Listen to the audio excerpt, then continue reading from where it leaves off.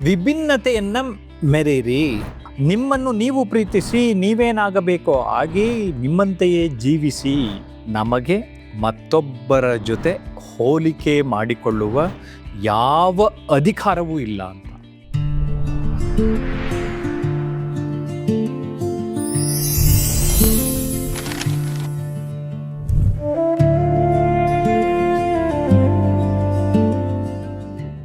ಅನನ್ಯತೆ ಅರಿಯಿರಿ. ಈ ವಿಷಯ ನನಗೆ ತುಂಬ ಇಷ್ಟ. ಯಾಕೆಂದರೆ we are all master pieces. ನಾವು ಒಬ್ಬರಿದ್ದಂಗೆ ಮತ್ತೊಬ್ರು ಇಲ್ವೇ ಇಲ್ಲ ಅಲ್ವೇನ್ರೆ? ಹಿಂದೆ ಹುಟ್ಟಿರ್ಲಿಲ್ಲಂತೆ, ಇವತ್ತಿಲ್ಲ, ಮುಂದೆ ಹುಟ್ಟಲ್ಲ. ಹಾಗಾದರೆ ವಿ ಆರ್ ಆಲ್ ಯುನೀಕ್. ಈ ಅನನ್ಯತೆ ಅರಿಯಿರಿ ಕೃತಿಯಲ್ಲಿ ನಾನು ಈ ವಿಚಾರವನ್ನು ಪ್ರತಿಪಾದಿಸಿದ್ದೇನೆ.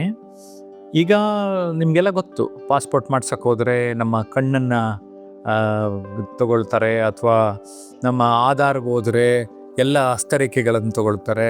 ಕಾರಣ ಏನಂದರೆ ಒಬ್ರದ್ದು ಇದ್ದ ಹಾಗೆ ಮತ್ತೊಬ್ರದ್ದು ಇರೋದಿಲ್ಲ. ಈ ವಿಷಯ ತುಂಬ ಇಂಪಾರ್ಟೆಂಟ್ ಅಂದ್ಬಿಟ್ಟು ನಾನು ಅಮೆಝಾನ್ನಲ್ಲಿ unlock the power of uniqueness ಅಂತ ಕೂಡ ಕೃತಿಯನ್ನು ಪ್ರಕಟಿಸಿದ್ದೇನೆ.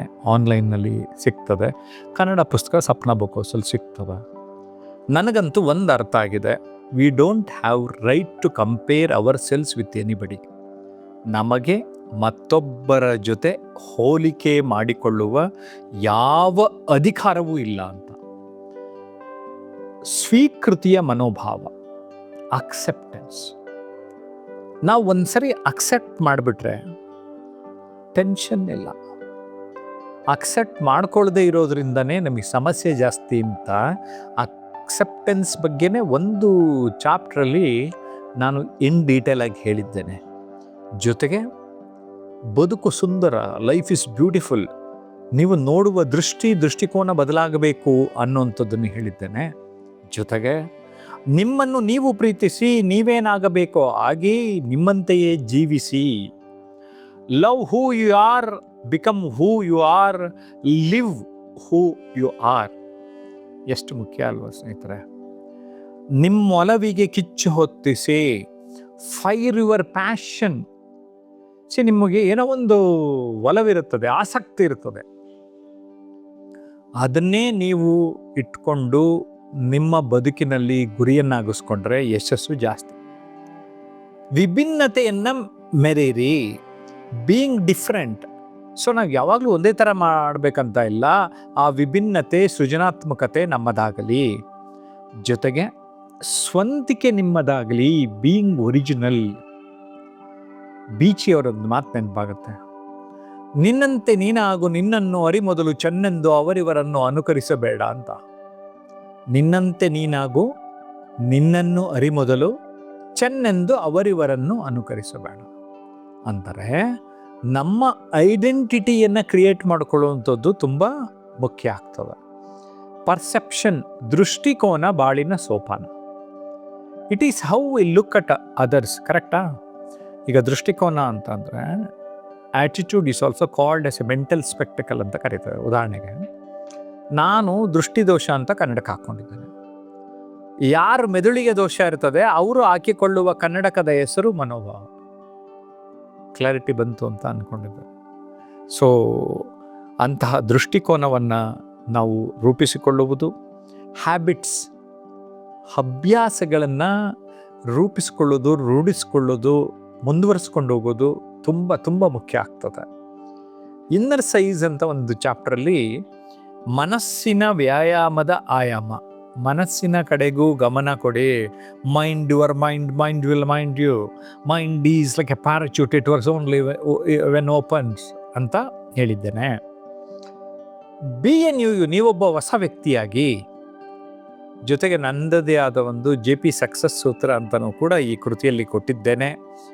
ಜೊತೆಗೆ ಸೆಲೆಬ್ರೇಟ್ ಲೈಫ್, ಜೀವನವನ್ನು ಸಂಭ್ರಮಿಸಿ ಅಂತ ಹೇಳೋದ್ರ ಜೊತೆಗೆ ಮಾರ್ಗದರ್ಶನದ ಅಗತ್ಯತೆಯ ಬಗ್ಗೆ ಕೂಡ ಹೇಳಿದ್ದೇನೆ. ಈ ಅನನ್ಯತೆ ಅರಿಯಿರಿ ನಿಮಗೆ ಏನು ಹೆಲ್ಪ್ ಮಾಡುತ್ತೆ? ನೀವು ಯಾವ ವಿಚಾರದಲ್ಲಿ, ಯಾವ ವಿಷಯದಲ್ಲಿ, ಯಾವ ಜ್ಞಾನದಲ್ಲಿ, ಯಾವ ಕೌಶಲ್ಯದಲ್ಲಿ ಅನನ್ಯ ಅನ್ನೋದನ್ನ ನಿಮ್ಗೆ ಅರ್ಥ ಮಾಡ್ಸಕ್ಕೆ ಶುರು ಮಾಡೋಕ್ಕೆ ಸಾಧ್ಯ ಆಗುತ್ತೆ. ಕೆಲವರು ಕೇಳ್ತಾರೆ, ಸರ್ ನನಗೇನೋ ಇದೆ ಅಂತ ನಂಗೆ ಹೆಂಗೆ ಗೊತ್ತಾಗುತ್ತೆ ಸರ್ ಅಂತ. ಅದಕ್ಕೆ ನಾನು ಹೇಳ್ತೀನಿ, ಅಟೆಂಪ್ಟ್ ಮಾಡ್ತಾ ಇರಿ. ಸ್ನೇಹಿತರೆ, ನಾನು ಡ್ರಾಮಾ ಮಾಡಿದ್ದೀನಿ, ಫಿಲಮಲ್ಲಿ ಆ್ಯಕ್ಟ್ ಮಾಡಿದ್ದೀನಿ, ರೇಡಿಯೋಲ್ ಪ್ರೋಗ್ರಾಮ್ ಕೊಡಿದೆ, ಟಿ ವಿಲಿ ಕೊಟ್ಟೆ. ಎಲ್ಲ ಕೊಡ್ತಾ ಇದ್ದಾಗ ಯಾವುದೋ ಒಂದು ಜಾಸ್ತಿ ಇಷ್ಟ ಆಗ್ಬಿಡುತ್ತೆ ನಮಗೆ. ಯಾವಾಗ ನಮಗೆ ಅದು ಇಷ್ಟ ಆಗುತ್ತೆ, ಆ ಇಷ್ಟ ಇರೋದನ್ನ ಮಾಡ್ಕೊಂಡು ಹೋದರೆ ಸಾಕು. ಈಗ ಉದಾಹರಣೆಗೆ ನಾನು ಮಾತಾಡೋ ಕಲೆನೇ ನನಗಿಷ್ಟ ಆಯಿತು. ಓಕೆ, ಒಟ್ಟು 40ನೇ ವರ್ಷ ಇದು ಮಾತಾಡೋಕ್ಕೆ ಆರಂಭ ಮಾಡಿ. 300 ರೇಡಿಯೋ ಪ್ರೋಗ್ರಾಮ್ ಕೊಟ್ಟಿದ್ದೀನಿ. 3 ವರ್ಷ ಚಂದನ ಟಿ ವಿನಲ್ಲಿ ಬೆಂಗಳೂರು ದೂರದರ್ಶನದಲ್ಲಿ ವಾರ್ತೆ ಓದಿದ್ದೀನಿ. ಇನ್ನು 22 ವರ್ಷ 1,000 ಜನರನ್ನ, ಸಾಧಕರನ್ನ ಸಂದರ್ಶನ ಮಾಡಿದ್ದೀನಿ. 10 ಲಕ್ಷ ಜನಕ್ಕೆ ತರಬೇತಿ ಕೊಟ್ಟಿದ್ದೀನಿ.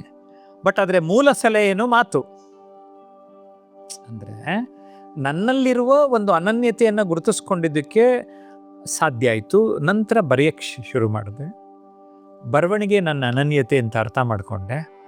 ಬರಿತಾ ಇದ್ದೀನಿ. 23 ಪುಸ್ತಕ ಆಯ್ತಿದ್ವರೆಗೆ. ನಿಮ್ಮಲ್ಲಿ ನೀವು ನಿಮ್ಮನ್ನು ಕೆದಕಿ, ನಿಮ್ಮನ್ನು ಶೋಧಿಸಿಕೊಂಡು, ನಿಮ್ಮನ್ನು ನೀವು ಅರಿತುಕೊಂಡು ಜೀವನದಲ್ಲಿ ಮುಂದೆ ಸಾಗೋದಕ್ಕೆ ಇದು ತುಂಬ ಸಹಾಯ ಮಾಡ್ತದೆ. ಹಾಗಾಗಿನೇ you are something special. Try to find out, identify that uniqueness in you. ಅದಕ್ಕೆ unlock the power of uniqueness ಅಂದಿದ್ದು. ಆಲ್ರೆಡಿ ಇದೆ, ಅದು ನಿಮ್ಮ ಹತ್ರ ಇದೆ. ಅನ್ಲಾಕ್, ಕೀಲಿ ಕೈ ತೆರೀರಿ ಅನ್ನುವ ಅರ್ಥವನ್ನು ಇಂಗ್ಲೀಷ್ನಲ್ಲಿ ನಾನು ನೀಡಿದ್ದು.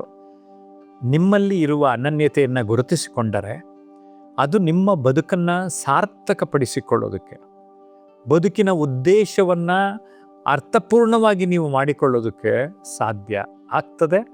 ಆ ಒಂದು ಸದುದ್ದೇಶದಿಂದನೇ ಈ ಯೂಟ್ಯೂಬ್ ಚಾನಲ್ ಮೂಲಕ ನಿಮ್ಮ ಮನಸ್ಸನ್ನು ತಲುಪಿ, ನೀವು ನಿಮ್ಮ ಅನನ್ಯತೆಯನ್ನು ಗುರುತಿಸ್ಕೊಂಡು ನೀವು ಶೋಭಿಸಿ.